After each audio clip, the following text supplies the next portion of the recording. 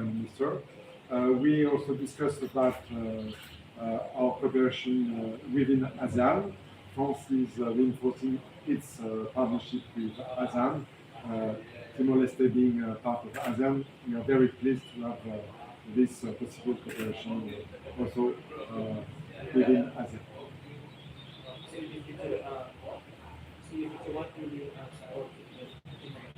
I'm here also because tomorrow is a very important moment.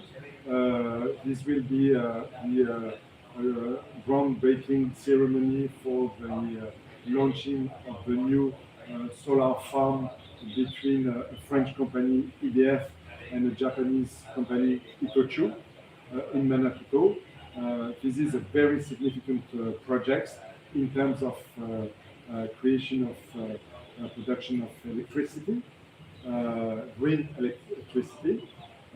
It will also bring new jobs.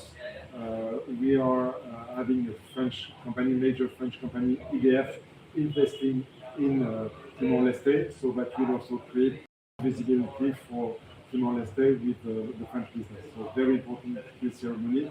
I will be there with the Prime Minister tomorrow. So what is the basis of the Prime Minister about this meeting? Basically to see how we could reinforce our cooperation in the economic field, launching new projects, trying to see how French companies could work here, but also I mentioned tourism. There is an important potential in terms of tourism. We are already having some activities. We launched 3 years ago the week of French Timorese gastronomy. We will do it again this year in September. Last year, 12 Timorese restaurants participated. We hope there will be more. This is an opportunity to give visibility to Timorese gastronomy. We are bringing French chefs to Dili also.